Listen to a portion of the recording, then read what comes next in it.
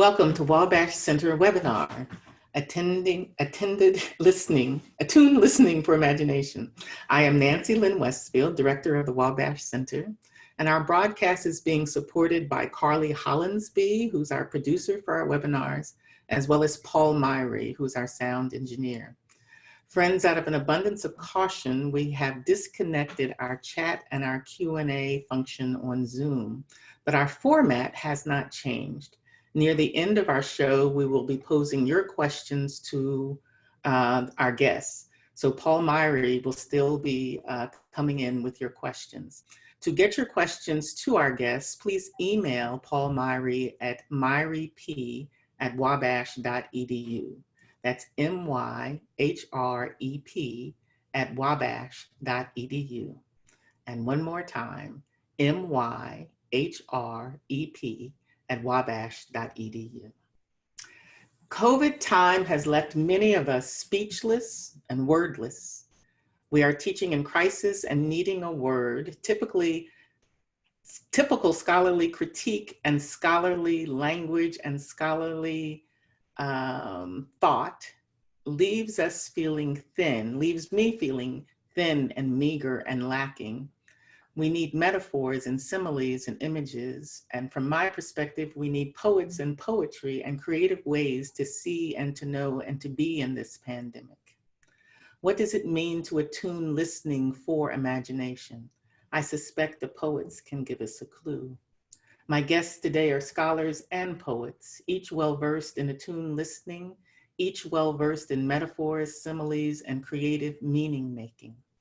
Welcome, Dr. Emilie Towns, Dean of Vanderbilt University Divinity School. And welcome, Dr. Valerie Bridgeman, Dean and Vice President of Academic Affairs at the Methodist Theological School in Ohio. Sisters, welcome both of you. Thank you. And viewers, I want you to know that as part of our conversation, we've asked Emilie and Valerie to read poetry as we talk and intermittently throughout our hour together. So Emilie and Valerie, I'm open. Do we want to talk first and read first? How do you want to start? I'm good either way. Either way? Yeah. Well, let's talk first. Let's get started. So Dr. Towns, how does your creative process inform your scholarship?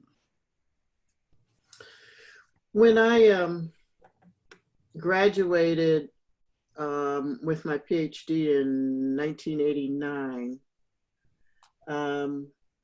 and my dissertation went to Scholars Press to see if it was publishable. One of my reviewers was Dolores Williams. And Dolores and I knew each other, didn't know each other well, but you know, we knew each other some. And I got her review back and said, "Child, this does not sound like you." Yeah. What a beautiful thing to say to you, right? Yeah. And she said, "There's parts of you there, but it doesn't sound like you. Now you have to do this to get this published because that's what you have to do. But I encourage you to go back and find your voice in your writing." So I took it to heart.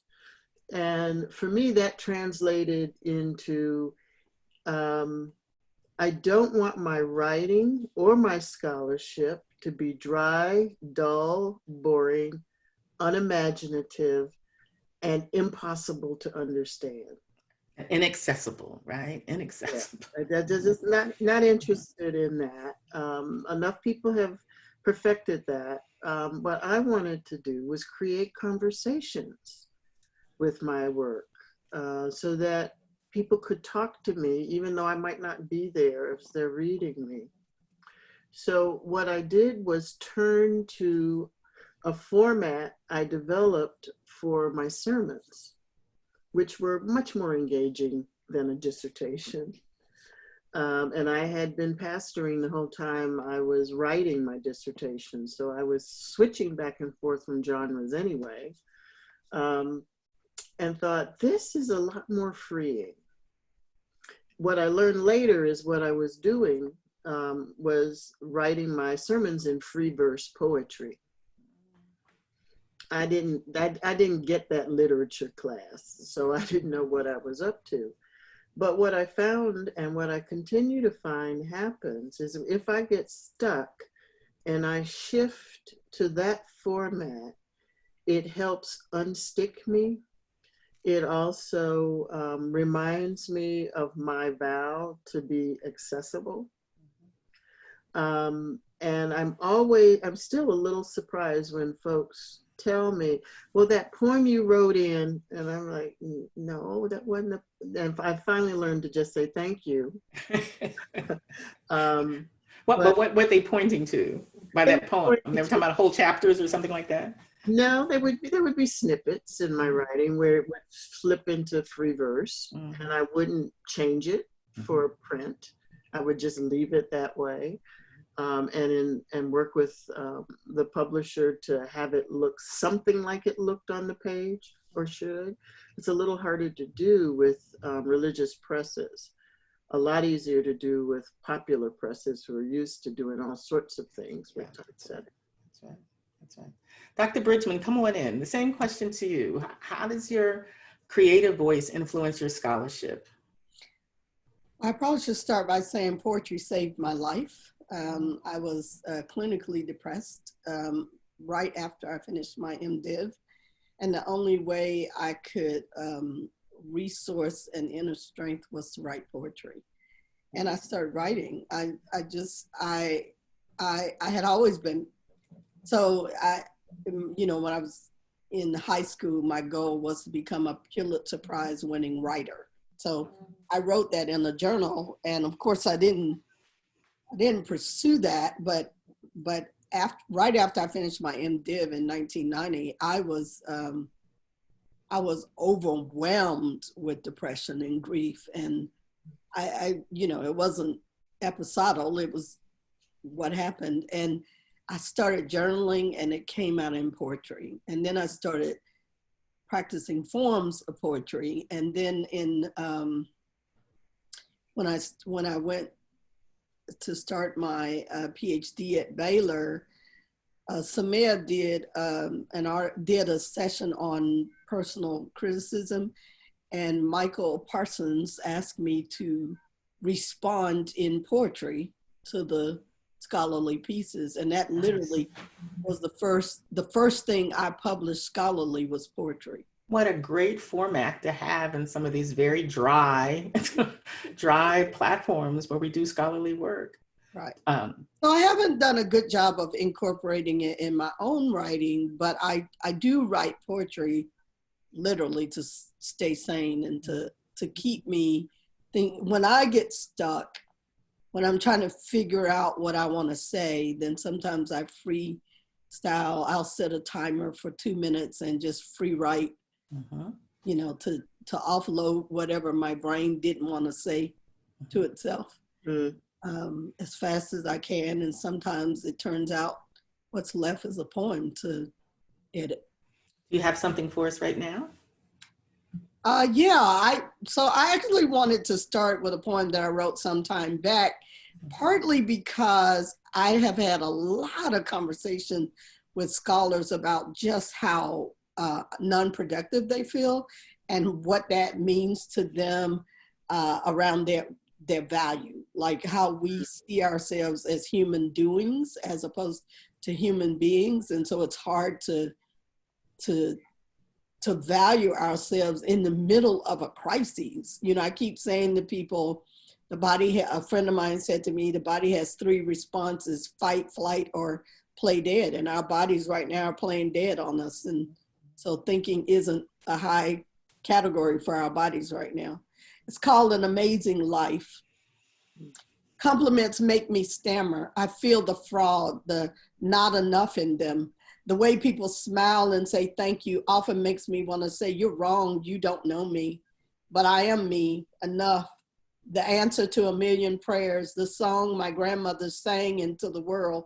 I am called into the season with gifts. For these purposes, my breath is the wind of spirit rising over lives, waiting for my yes and my work, for the miracle of my coming and bringing my full self into the world, bringing it cracked open and available even even willing, even when unable. I am responsible for the carrying of my neck, hold my head high in the sphere of influence, and responsible that bears my name, marks a territory only I can plant and harvest. Overlap some lands where journey is never alone, always in twos or threes or companies of saints and sinners who hear the sound of something happening, like waters coming, like thunder rolling, like lightning announcing the next cleansing rain. I make comparisons only because I'm human, and we know ourselves by the mirrors around us, the eyes that look on us, the bodies that fold themselves around us and sigh, and still we can feel not enough and fraud when we are plenty and growing with work before us, stories to tell, journey to make with amazing people, and all the people are amazing. Adventures unfold, the best in front of us, because it is in front of us. Grab it, even trembling, be deliberate, be faithful, ask for help, be available to God and this great big world. Travel light, practice simplicity, let go of perfectionism. Don't covet your neighbor's life. You have a pretty amazing life of your own if you will just live it. That's lovely. Right? So lovely, so lovely. I love the reference about your neck, right? I love that. Particularly since our industry tries to be such a neck up industry, right? We're just giant heads walking around. Dr. Towns, both of you are talking about, from my ear, a kind of freedom of voice, a kind of fearlessness. And you told us a story of Dolores Williams saying to you, because she knew you, how you wrote a piece did not have enough of you in it. I talk to so many colleagues, and I'm not even talking about our students right now, I'm talking to colleagues, and students oftentimes become our colleagues, who are just afraid of the punishment of disclosing their true selves. What have you done about the punishment? I remember thinking it was one of those clarity moments that I carry with me as a marker. It was not very long into my first academic appointment at St. Paul's School of Theology in Kansas City, where I was the only Black faculty member. And there was the sort of usual mystification about the Black woman on the campus going on. Yes, Lord, yes. And students were trying to figure me out, and some of my colleagues, but mostly it was a very supportive environment. I was lucky. I've been very lucky where I've been. And I was approached about writing a book on apocalyptic thinking, because it was a hot topic at that point. This is the late 80s, early 90s. And I thought, well, yeah, I do need to start publishing, so sure, I'll do this. And I started trying to figure out, well, what do I have to say? And in thinking through what I have to say, I realized that my work is for my grandmother and my mother and my father, all these Black folk who raised me in a predominantly Black United Methodist Church. And what I had to write had to relate to them. And therefore, I didn't care if it didn't get me promotion and tenure. But what it did was free me up to do what I think has been a fairly decent body of work that's respectful of differences, but I know who my people are. And I want to be very clear, they're my first audience. And if folks don't understand that that first audience is worthy of respect, then I don't want promotion or tenure. I don't want to be a dean. I don't want, none of those things are important, because at the end of the day, I have to be able to look at myself in the mirror and get some sense that I actually did pull off trying to do the best I could do. So I just took that whole question out of play. When all else fails, change the rules. That's what I did. I think it has helped me be a little more saner and a little more true to that which I think I have to say to the larger world with this particular group in mind. So many of our colleagues, so many of us think that there's one answer to who is your audience when you're teaching, when you're writing, when you're doing your scholarship. So your insight to us was the question is not who is your audience, who is your primary audience, or who are your audiences, right? Most publishers will not broach the question in that way, as if you're just writing to one group of folks. Black folk, particularly womanists, do not have the luxury of writing to one audience, but we should have the tenacity to write to an audience that we decide is our primary audience, is what you're talking about. Yes, ma'am. Dr. Towns, do you have a poem for us? I'm going to do the shortest one. Now, keep in mind, these things emerge out of lectures that sometimes turn into books. And the lecture, this one comes from, the title is Womanist Ontology as Postmodern Refraction. You can't get more dense than that. But this is how this paper starts.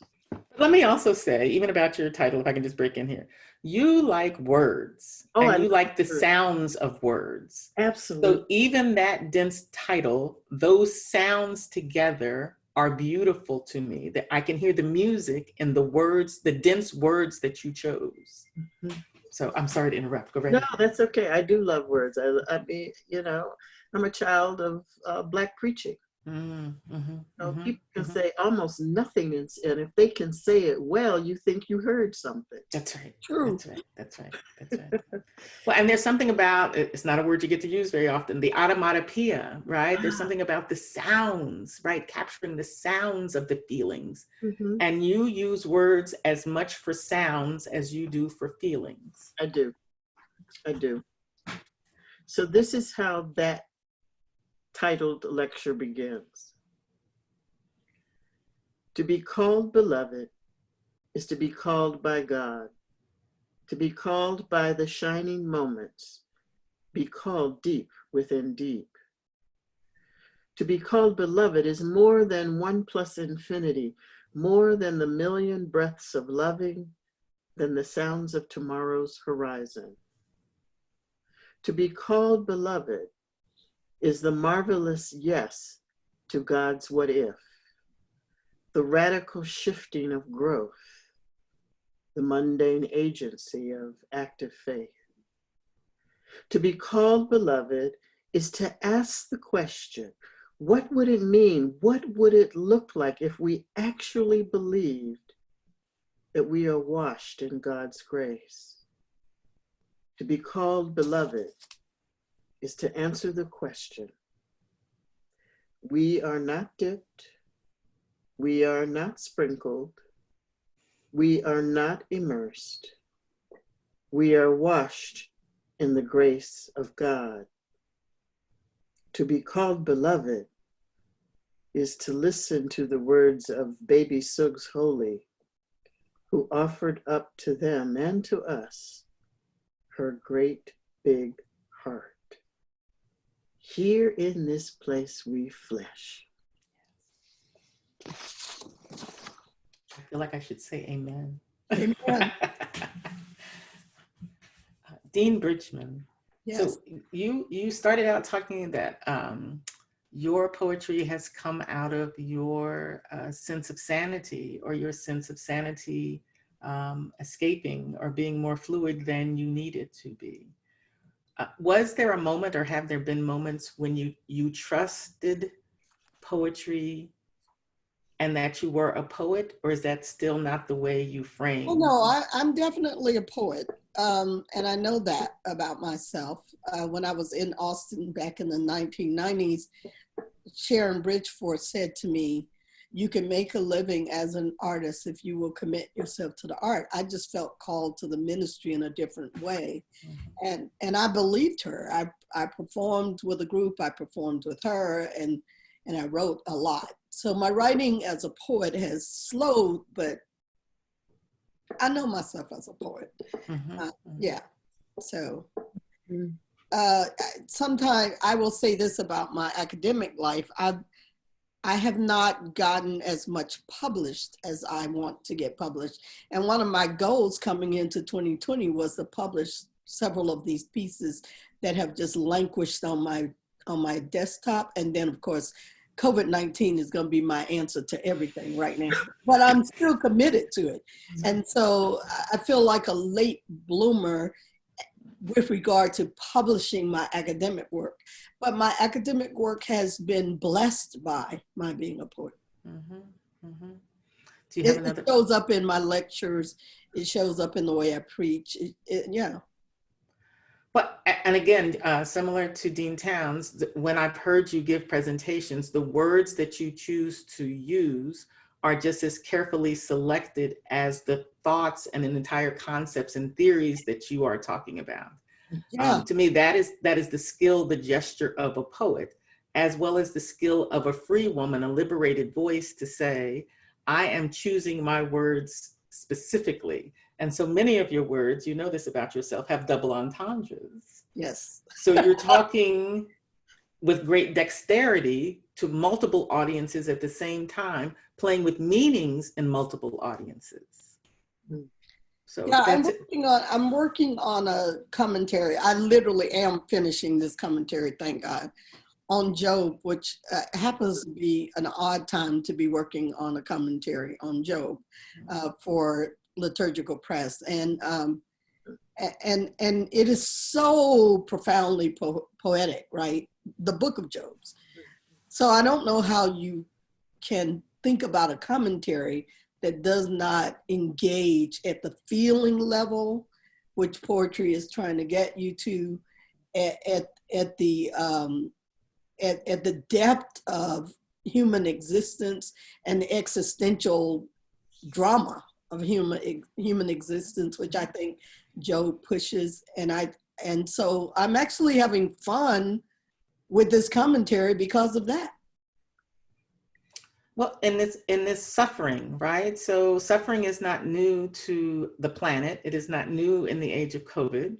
Right. What COVID gives us a common enemy, I guess, or at least some sort of common frame in pandemic, right? And to align with suffering. But we know we all don't suffer similarly, right? So I am in no way saying that. But a moment of global suffering, particularly in a first world country, is a different way to be in the world too. That's a good segue into this poem, Apocalypse. Go right ahead. Go right ahead. So the only other poems I picked were poems that I've written since all this started. So the name of this is Apocalypse. The rivers are overrun with waters, rain for days, and now floods in streets, while children are holed up in houses with fist-throwing fathers who cannot take their rage out on co-workers or wives who left before the deluge. I wonder why only Noah's family made it on the ark, why no one believed him, why his credibility as a man of God was so incredulous. I wonder how they stood the screams of the damned, treading water as long as they could before succumbing to exhaustion from looking for a branch to hold on to, the tail of a fish up from the oceans to grab. how those on the ark celebrated their good fortune while death drowned a creation once so good God smiled. She wants to know if we're being punished. The flood, you know, and the plagues of Egypt. Is God mad at us again? What about the locusts in East Africa swarming over the last vestiges of crops, food meant to feed everyone who doesn't drown? Or tornadoes in Alabama and Mississippi while people try to distance themselves from one another? How can they when they need each other to hold on to, when there is no shelter to shelter in place? What about the homeless? Where do they shelter? Is this how God gets us back? Viruses are just looking for a host, a place to live or interact or produce. I mean, it is living or chemical or what? She wants to know what we're facing, why God even created viruses or ticks or bacteria. We talk of balance, how all creation is groaning, how viruses do what they do, and maybe war isn't the right language. Maybe we should think about how humans have agreed to destroy the earth and how some things just are indestructible, like viruses and cockroaches, how we have suffocated the water with our waste, choked the air with our pollution, dirtied the earth with our trash, and expected nothing to change as we feed our greed with no regard for Gaia. If God's destroyed creation when humans are out of control, maybe we are the gods we must confront. Ooh. Oh, thank you, thank you, thank you, thank you. You're welcome. So friends, you will soon be invited into the conversation. We're going to hear from Dr. Towns one more time before we do that. But if you want to ask our guests a question, you'll need to email Paul Myrie at myriep@wabash.edu, MYHREP@wabash.edu. So Dr. Towns, in your poetry and poetry in general, the flow of mixed and previously siloed knowings happens, right? So that's what Valerie just did, to bring Noah into the conversation, talking about contemporary time, and it seems so effortless. Now, on one hand, you mentioned earlier, this is what Black preachers have been doing since there was Black preaching, so it's not unique to us. But it is certainly unique to the Academy to let your siloed knowledges influence each other and flow between them. And then to do that so effortlessly, like Valerie just gave us that example of that effortless flow. To liberate voices and minds to be able to do that, to me, feels like what we're supposed to do as teachers, but we don't talk about that as a teaching goal too often. No, we don't. I think it's in the back of almost everyone's head, but that's a vulnerable thought. And so often when we gather together as scholars on a faculty, we don't want to show our vulnerabilities. So it's there. You can, or I can certainly see it sometimes in conversations, casual or official. But that was not how we were taught to be scholarly. Right. And I think that has been to the detriment of the Academy and ourselves.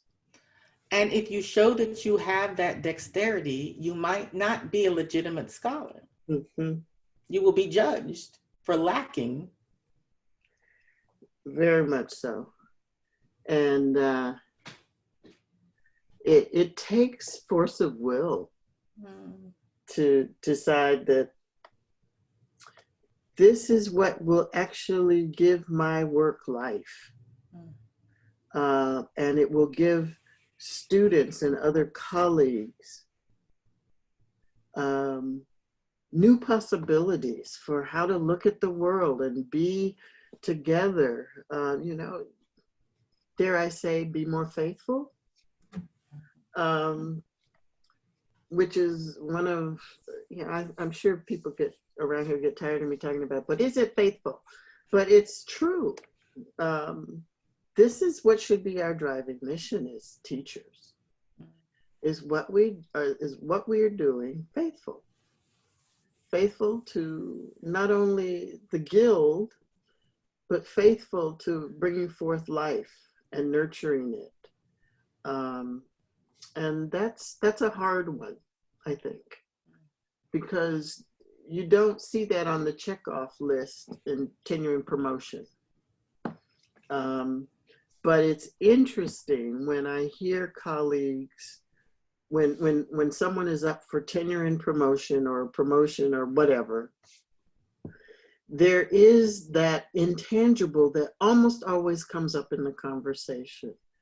Well, this person is good because, and then there's this, can't quite name it, but that's what they're talking about. And it's so compelling. And I wish I could touch that more in my own work. So we see it and we marvel at it. But it's hard, very hard, I think, for us to live into it. So Emilie, I think what you're talking about is the creative that you can't put on a teacher outcome, on a, like, you can't put it on the syllabus as outcome based learning. Like, how do you measure whether a student has become more daring, more creative in their thinking, more willing to take risk? I mean, what's the measurement for that? And I do think that's one of the X factors that you're talking about. So, yeah. But you could, it might not be measurable in those ways, but I do think you can talk about classrooms that have a quality of sacramentality. Right? Classroom experiences and learning experiences that do move people toward the holy, right? So we have language to do it. We just have not dropped this language into our pedagogies.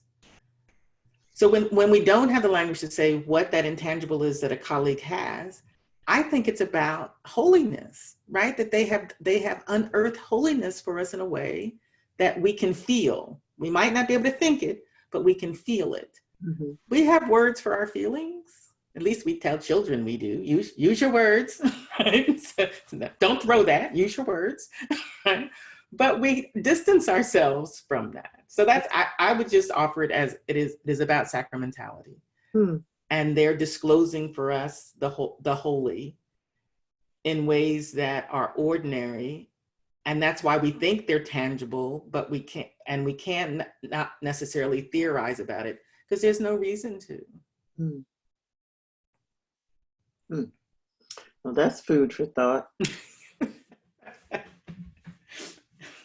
As you're thoughting, can you read us another poem? Yeah.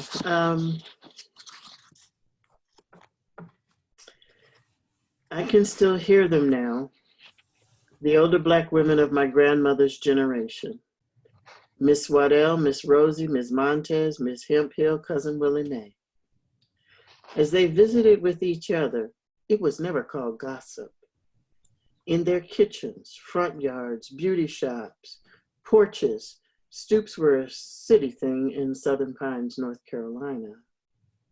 In their Sunday school classes and church socials. I can still hear them now, the older Black men of my grandmother's generation, Mr. Waddell, Mr. Press, Bad Bill, Mr. Hemphill, and Monkey Joe. As they sat and discussed. It was never called gossip, that's what the women did. In the barbershop, under the tree of knowledge outside the barbershop, out in the front yard or side yard tinkering with their cars after church, during church socials. Yes, I can still hear them. And the only person I thought was older than these folks was God.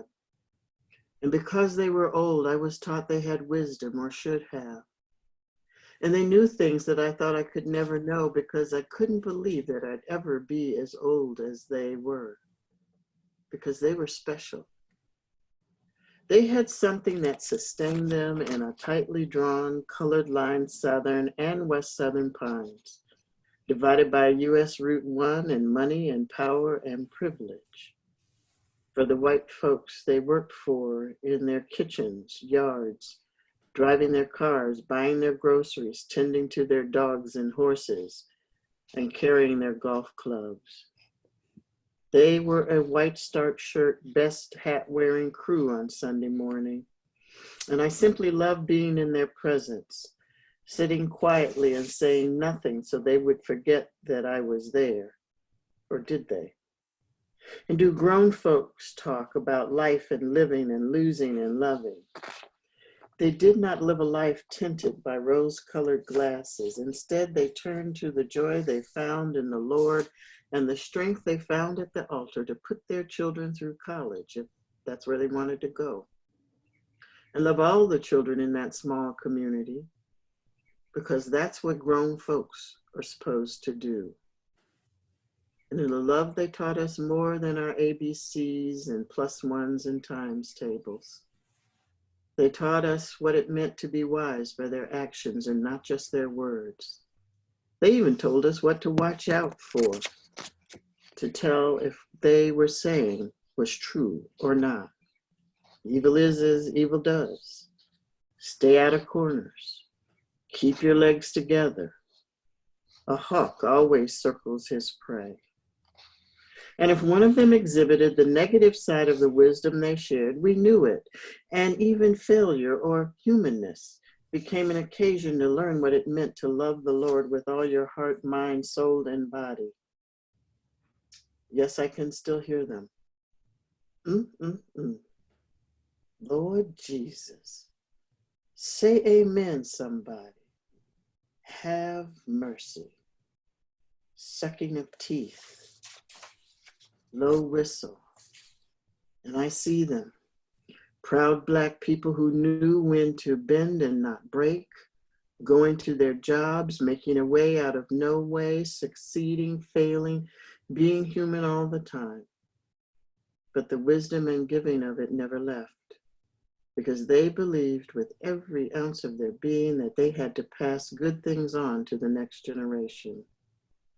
And the one thing they had that no amount of the KKK, patty rollers, or sheriff departments could take away, even with fire hoses and lynching trees, was what they knew about life and how to survive it and even thrive. They had wisdom. It wasn't showy, but it is steady. It helps people know, and more importantly, what to look for in living. It brings the past in the present and the present into the future so that we remember we are a people in time and of time. And nothing we do puts us outside of time. And this is important because we can never get away from the history that brought us here, even if we do not know it. And it is dangerous to be in a position where we cannot remember what we never knew. And so the challenge, I think, for all of us is this. What will we do with the fullness and incompleteness of what we have brought to this time and place? As we remember that we are in a world that we have helped make, that needs a new or perhaps ancient vision molded by justice and peace, rather than winning and losing. Thank you. What's the title of that poem? It is also the beginning of a lecture entitled The Everydayness of Faithfulness.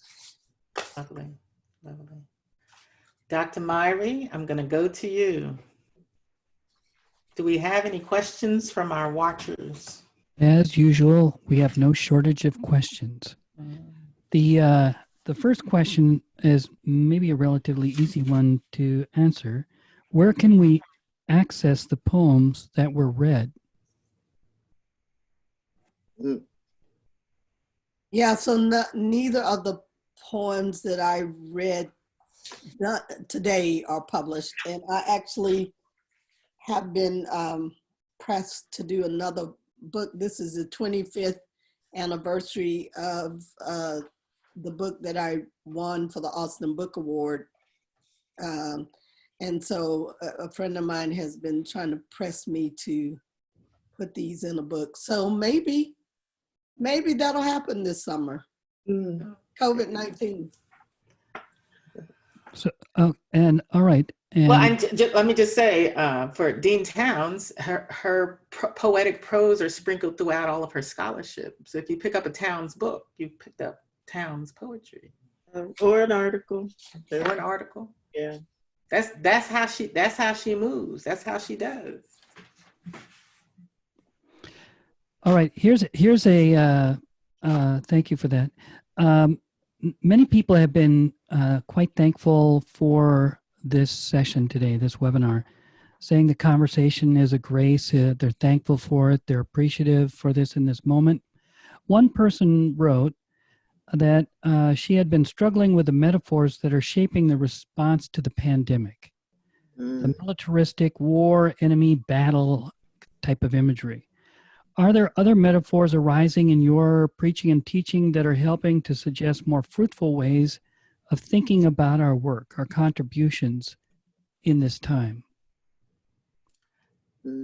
I think that's a fabulous question because of the power of metaphors to shape, define, harness, or release our thinking and how we move forward. So, I mean, I'm not so sure this is as much a metaphor as that it just struck me when I heard it. Reverend Jen Bailey, who is the founder of Faith Matters Network, an AME minister, was being interviewed not that long ago.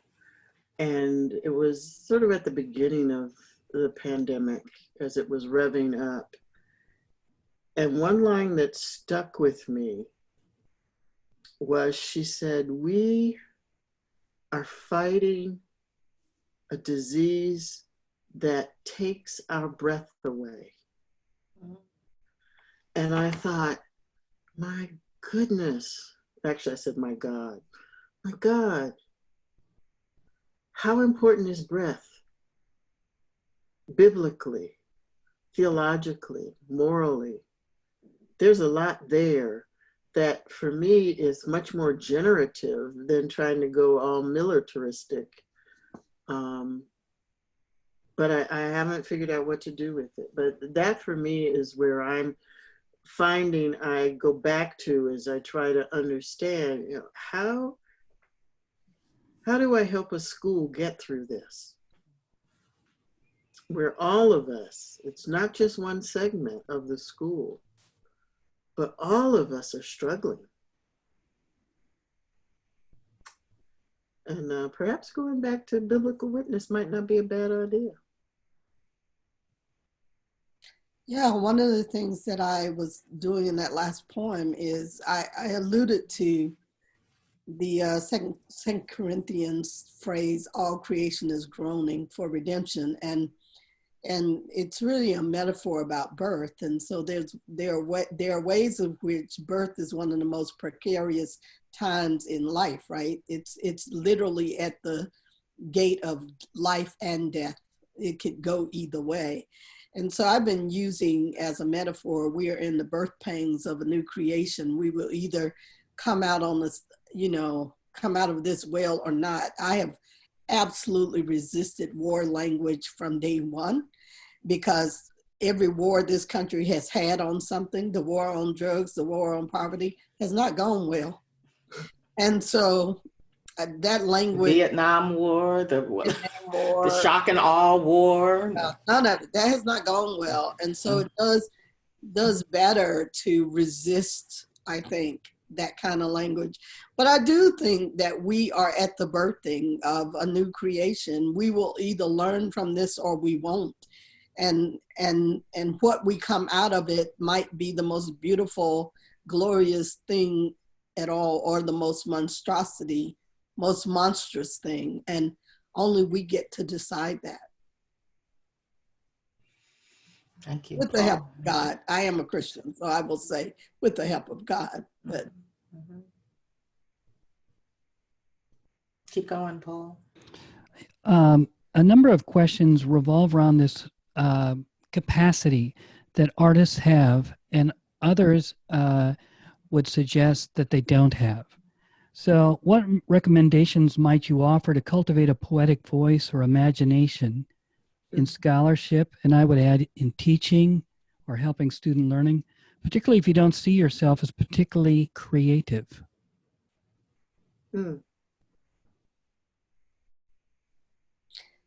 Emilie, you want to take a stab? I have a quick answer, which is I think since we are creative, we are all creative, and that we may have had the creative part of us suppressed because someone said to us, that's not scholarly, or that's not as good as whatever.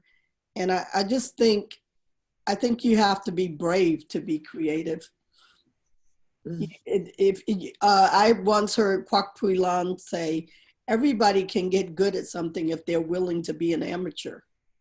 But because we live in a culture that wants perfection immediately, none of us want to try to fail. And failure has to be your best teacher if you're going to be creative. And I was thinking along similar lines that you have to be comfortable with fear, and instead of letting it stop you, maybe it can guide you to some places. Because creativity doesn't happen when you're in such rigid control. You have to be able to let go. And for me, that also means trust. Trust in the holy, trust in yourself. And in some ways, I think that's better done in a supportive community to help grow us into that. Because so much of what we try to do that ends up not being good or not helpful is that we've tried to be lone rangers about it. But what would happen? Well, yeah, there's a reason why writers form collectives. Cave Canem exists so that folks can fail, right, so that they can get to the creative. I mean, but when we get together as scholars, my goodness, if a paper doesn't make it, or the thought isn't complete, or you haven't appeared to decimate all your critics, then you're not being a scholar. And I would argue that's not good scholarship. That's being a bully and a bore. right. And I think scholarship deserves more than that. I think we need to remember and forgive those teachers and art teachers from elementary school who told us whatever we drew or painted or didn't do the clay, like the guy, the little boy sitting next to us as well, told us that we weren't an artist. So I think we just need to forgive them and bless them and send them away from our interior spaces. And I think we need to ask ourselves what inspires us, not what have we survived or what could we continue to survive, which are interesting questions. But the artist looks for to be inspirited, to breathe in, to let the breath of God come into us. And I'm thinking about, certainly Dean Town's answer to the previous question, as well as the conversation in community about, so you don't have courage, you are encouraged. Right? I'm an artist, not because of my own courage, because my mother gave me courage. My mother inoculated me, it feels like, in this conversation about the need for a vaccine, with courage. Girl, you can do it. I didn't think I could do it. You can do it. Well, if Nancy Westfield told you you could do something, I trusted her and I believed her even when I didn't trust myself. Right? She was a trustworthy person. My grandmother said, you can do anything anybody else can do. Now, granted, that is not true, but from a grandmother's perspective, but it was important to be surrounded by those people and encouraged and inspired by those people. So it's difficult to begin to be an artist or begin to be creative if you live in barren, non-creative places with people who don't have your best interest at heart. So who do you disclose your artistry to? You've got to disclose your heart to people who will hold your heart. You don't give your heart to everybody to hold. You gotta trust some people and only give your heart to people who are worthy to get your heart. Right. I also think community colleges do online courses in almost everything. If you're the kind of person that learns by being taught, then do that. And join a collective and practice by yourself and get a journal and just start messing around. And I mean, I think there's a variety of ways to enter into the human experience that you already have. And because we are told to live in our head as scholars, nobody says that out loud, but they say that. Mm-hmm. Right? And that, for Christians particularly, I know everybody's not a Christian, but I want to make a Christian statement. We claim an incarnational faith, and then we live a disembodied one in our scholarship. And so some of this is also about reclaiming what you actually say you believe theologically about the value of the body, you know, what the flesh actually, in this place we flesh, right? I love, that's like my favorite part of Beloved, of course. And, you know, what that means to even not just in spirit our work, but in flesh it. Mm. Mm. So if you're interested in the creativity of poets, read poetry. If you're interested in painting, get some paint, go see some painters. If you're interested in needlework, buy yourself some thread. If you're right, it's being an artist is not a sideline thing. And that's why it's so body driven, right? Your body has to do these things, right? So what is your body doing? Last question, Paul. Is there one last question? There's many last questions, but I'll pick this one, I think. How do you listen and attune to the wounds of the world without losing and moving in the world from a place of joy? Or how you move in the world, period. Say that again, Paul. How do you listen and attune to the wounds of the world without losing and moving in the world from a place of joy is their question. But I think you could, I'm not sure what they're asking there other than they're feeling the sense of the world and knowing perhaps that the arts draw much from you, and the artist, the poet, feels the pain in a way that others feel it too, but the poet articulates it in a way. You not let the pain overtake you. Right. Okay. All right.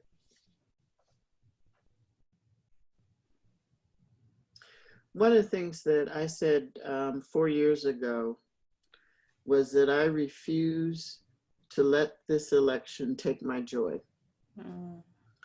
It was the one thing that kept me from sinking into complete and total despair.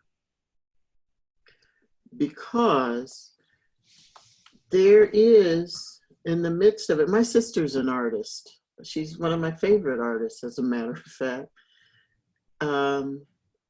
And we talk more and more now, because we live in the same city at this point, about how she does what she does as an artist. And you know, how do you know the paint, and how do you know the subject, and how do you know when you've got something right? And how do you let all the hurt you see around you not overwhelm? Because she's in an artist community, she sees some of the despair that goes on with, and a lot of artists, right? It's sort of like, this is what they say about comics. Comics are probably the most depressed people in the world. That's what makes them funny.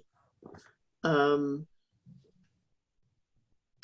have to let the pain in order to understand what joy looks like, for me at least.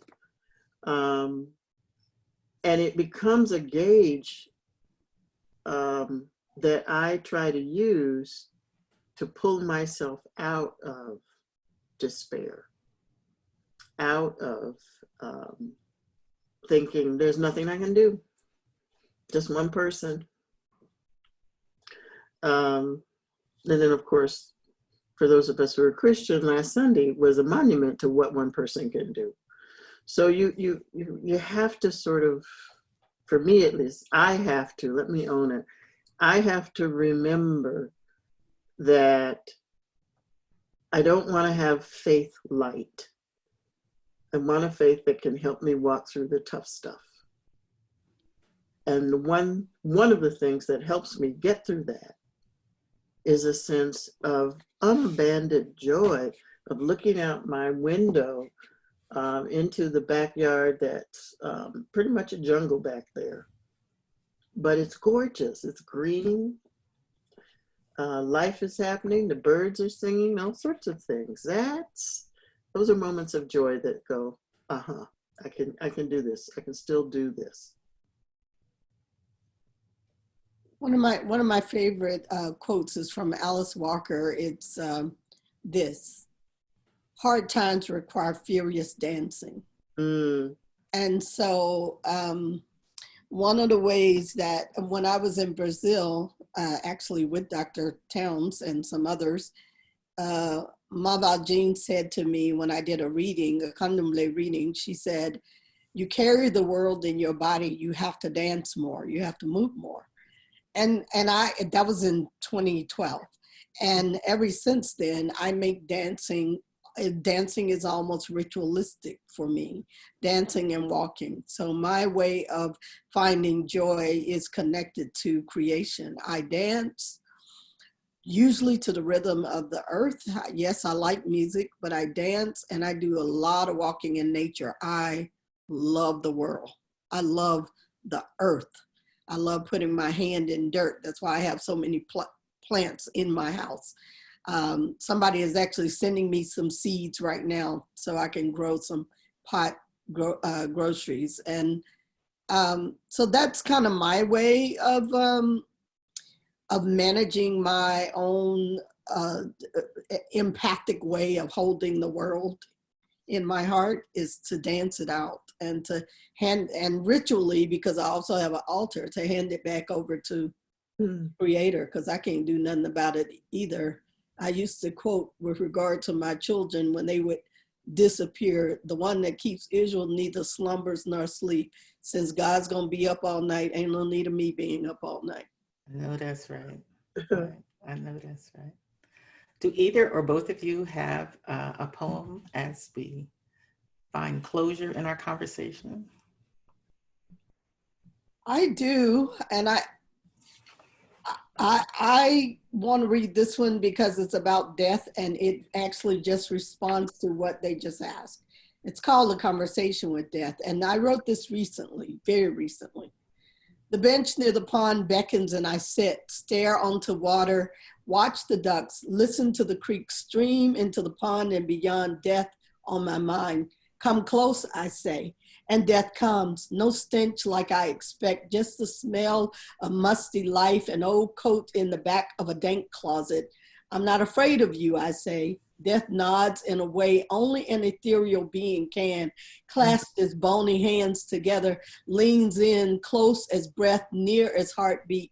We stare at one another like two people searching for pimples on each other's faces, like lovers looking for the first tender place to touch, a desire and a hope. I believe in the resurrection, I say. Death steps back, astonished that I would be so bold to say life is just behind it, just over its shoulders. This being alone is not new for me, I say. I know how to be alone and not isolate at the same time. I choose life on this side of the veil, not for me, but for others. That I say to death, with full body drawn up and in defiance. That is why I am staying away from others, not because I am afraid of coming through your arms to another plane. I just can't make that decision for anyone else. Death nods, understands, backs away, disappear. I sing, come thou fount. Of every blessing. Dean Bridgeman. Dr. Towns, one for the road. Short one.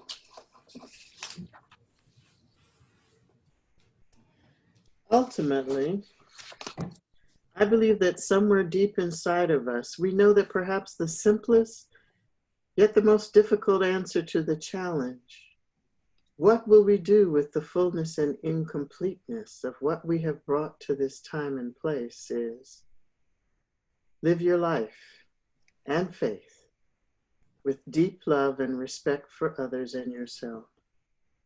Now, I'm not talking about perfection. I'm an American Baptist. I'm talking about what we call in Christian ethics the everydayness of moral acts. It's about what we do every day that shapes us and says more about us than those grand moments of righteous indignation in action.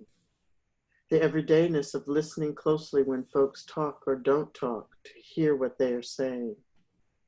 The everydayness of taking some time, however short or long, to refresh us through prayer and meditation. The everydayness of speaking to folks and actually meaning whatever it is that is coming out of our mouths. The everydayness of being present and being a presence in people's lives. The everydayness of designing a class session or lecture or reading or writing or thinking. The everydayness of sharing a meal. The everydayness of facing heartache and disappointment. The everydayness of joy and laughter. The everydayness of facing people who expect us to lead them somewhere, or at least point them in the right direction and walk with them. The everydayness of blending head and heart. The everydayness of getting up and trying one more time to get our living right. It is in this everydayness that we are formed, and we, the people of faith, live and must witness to a justice wrapped in a love that will not let us go, and a peace that is simply too ornery to give up on us. Let the whole church say, amen. That's right, that's right. Let the whole church say amen. Dr. Emilie Towns, Dr. Valerie Bridgeman, it has been my pleasure on behalf of all those who are listening synchronously and live, and to those who will hear this recording during podcasts. This has been a tremendous, tremendous creative moment. Thank you for your wisdom and your inspiration. And we're out. Yay! How fun was that?